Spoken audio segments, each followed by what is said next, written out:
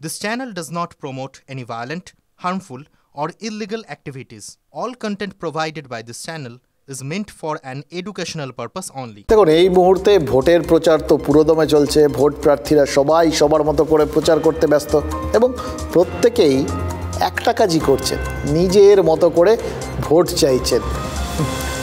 ভবতী ভিক্ষং দেহি, এই বলে ভিক্ষের ঝুলি নিয়ে বেরিয়ে পড়েছেন আর কি। কিন্তু এই ভোট চাওয়ার ক্ষেত্রে না, সব প্রার্থীর এমনিতে একরা, সবার একরা।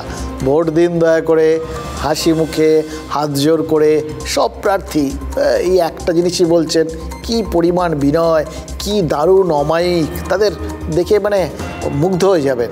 পথে প্রচারে হাত নাড়ায়, হাত জোর করে নমস্কার করায়, ভোটের আবেদন জানানোয়, সব কিছুর মধ্যে বিনয় গলে গলে পড়ছে।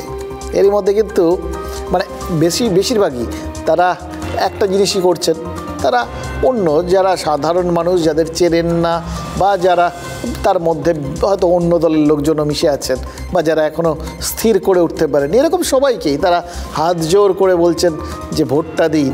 কিন্তু যারা বোনাফাইড নিজের দলেরই লোক, মানে নিজের দলের কর্মী, তাদের কাছে গিয়েও বলতে হচ্ছে যে ভোট দিন, এবং তাও আবার করজোড়ে বলতে হচ্ছে। এরকম হবে কেউ কি ভেবেছিলেন? এটা একটু উলটপুরাণ হয়ে গেল না? মানে কি হয়, নর্মালি সাধারণ মানুষের কাছে গিয়ে ভোটের আবেদন করতে পারেন মানুষজন, কিন্তু আজ তো দেখলাম তৃণমূল কর্মীদের কাছেই ওরকম হাত জোর করে ভোট চাইছেন তৃণমূলের আরামবাগের প্রার্থী মিতালি বাগ, এবং বলেছেন তৃণমূল কর্মীরা অন্তত মমতা বন্দ্যোপাধ্যায়কে দেখে, দলীয় প্রতীকটা দেখে ভোটটা দিন। রাজ্যের 294টা আসনে তিনি প্রার্থী, এই বলে রাজ্যের মানুষের কাছে 2021-এ ভোট চেয়েছিলেন তৃণমূল নেত্রী, সফলও হয়েছিলেন। কিন্তু তার দেখানো পথেই কেন এখন আরামবাগের প্রার্থীকে এরকমভাবে হাঁটতে হচ্ছে? হাজার হোক, তিনি যখন ভোটে দাঁড়িয়েছেন তখন তাকে তো বলতে হবে যে কেন মানুষ তাকে ভোট দেবেন।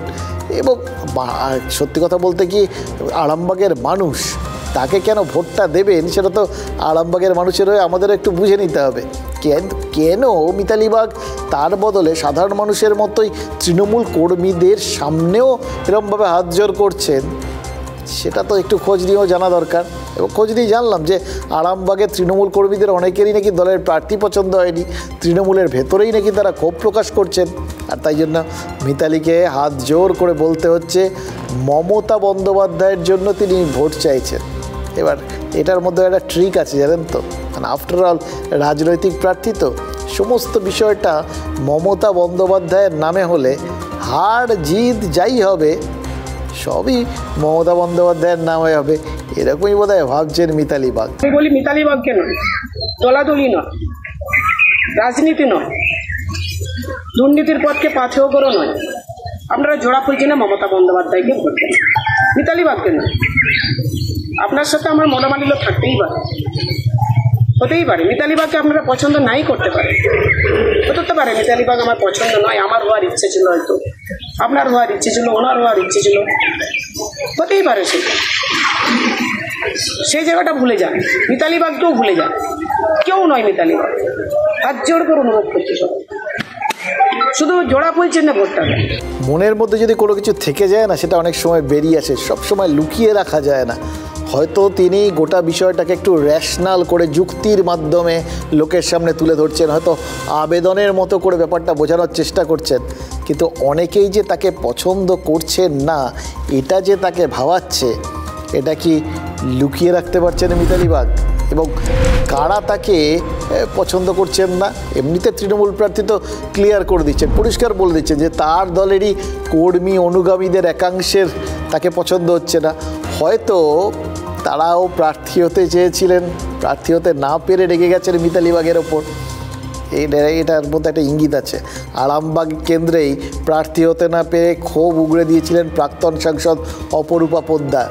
মিতালি বাগ কি সেই দিকে ইঙ্গিত করলেন, নাকি তিনি সেইখান থেকেই হাড়ে হাড়ে টের পাচ্ছেন যে না পাওয়ার জ্বালাটা, আরও ঘুরিয়ে বললে গোষ্ঠীদ্বন্দ্বের জ্বালাটা ঠিক কতটা গভীর? নইলে এইভাবে কাতর অনুরোধ করতে হয় নিজের দলেরই লোকদের সামনে? প্রার্থী হতে চেয়ে অনেককে কাতর অনুরোধ করতে দেখেছি আমরা, কিন্তু প্রার্থী হওয়ার পরেও এরকম কাতর অনুরোধ নিজের দলের মধ্যে। গত সপ্তাহে প্রচারে বেরিয়ে গোষ্ঠীকন্দল কাকে বলে সেটা তো টের পেয়েছিলেন বর্ধমান দুর্গাপুরের তৃণমূল প্রার্থী কীর্তি আজাদ। মাথায় হাত দিয়ে বসে পড়েছিলেন মশাই তখন। গত সপ্তাহেই প্রচারের সময় দুই গোষ্ঠীর ঝামেলায় বিরক্ত হতে হয়েছিল এই কৃষ্ণনগরের তৃণমূল প্রার্থী মহুয়া মৈত্রকে। ডাক সাইডের প্রার্থী, মমতা বন্দ্যোপাধ্যায়ের পছন্দের প্রার্থী, সবার আগে নাম ঘোষণা হওয়া প্রার্থী, কিন্তু তিনিও কোথাও গিয়ে গোষ্ঠীদ্বন্দ্বটাকে এড়িয়ে যেতে পারছেন না।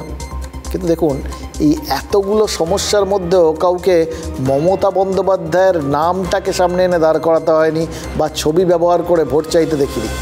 মিতালি বাগ একমাত্র এই জায়গাটায় এক্সপেরিমেন্টটা করেছেন যে যদি মানে সাফল্য আসে, তার নামেই যদি সাফল্য আসে, আলটিমেটলি তিনিই তো লাভবান হবে। কিন্তু যদি ব্যর্থতা আসে, তাহলে কি সেই ব্যর্থতার দায় তাহলে তার ওপরেই ছেড়ে দেওয়া যাবে, তার ওপরেই চাপানো যাবে? এটা ভেবেই কি মিতালি বাগ নিজের মানে সমস্যা, নিজের উপর চেপে থাকা বোঝাটাকে হালকা করে ফেলছেন? আর শুধুমাত্র এইভাবে একটাই জিনিস মনে হচ্ছে, জানেন তো, যে এরকমভাবে শুধু ছবি, শুধু নাম সামনে রেখে যে ভোটে জেতা যায় না, এটা তো কিছুদিন আগে আমাকে বলে গেছিলেন উদয়ন গুহ, তৃণমূলের মন্ত্রী। সেই জায়গায় কোথাও গিয়ে মিতালি সেই ব্যাপারটা ভুলে যাননি তো? আমরা কখনো এটা বলি না যে দলনেত্রী দাঁড়িয়েছেন ওনার কথাতেই সব ভোট হয়ে যাবে, কিন্তু ওনার যে কাজ, ওনার যে মানুষের প্রতি নিষ্ঠা, মানুষের প্রতি ভালোবাসা, আবেগ, সেইটাকে যদি আমরা জনগণের কাছে ঠিক মতো তুলে ধরতে পারি, তাহলে আমরা অনেকটা এগিয়ে যাব, অনেকটা এগিয়ে যাইও।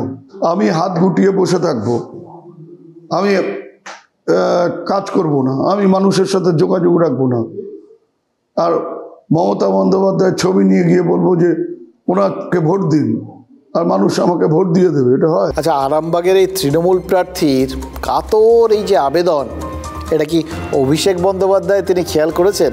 মিতালি বাগের ছবি যেদিন আমাদের ক্যামেরাবন্দি হয়েছে, সেদিনেই তো হুগলি জেলার তৃণমূল নেতাদের সাথে অভিষেকের বৈঠক ছিল, করেছেন তিনি বৈঠক, এবং তৃণমূলের সাধারণ সম্পাদক ওই দলীয় বৈঠকে নাকি কড়া বার্তা দিয়েছেন, বলে দিয়েছেন কোনোভাবেই দলীয় কোন্দল বরদাস্ত করা হবে না, প্রত্যেকটা বুথে মার্জিন বাড়াতে হবে, মানে একদম স্ট্যান্ডিং নির্দেশ আর কি। এটা অবশ্য ভোটের আগে সব কটা বৈঠকেই দেখছি অভিষেক ঠিক করে দিচ্ছেন, মানে প্রত্যেকের জন্য টার্গেট স্থির করে দিচ্ছেন। এমনিতেই নিজের কেন্দ্র ডায়মন্ড হারবারে দলের লিড দ্বিগুণ 3 গুণ করতে বলেছেন একটা বিধানসভা কেন্দ্রে আর কি।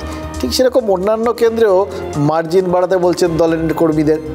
প্রশ্ন হচ্ছে, যেখানে তৃণমূলে বিভিন্ন নেতা কর্মীরা সবাই এই ব্যতিব্যস্ত হয়ে থাকছেন গোষ্ঠী কোন্দল নিয়ে, তিনিও কি বুঝতে পারছেন যে সেই কোন্দলটা ভোটের প্রচারেও কতটা প্রভাব ফেলছে?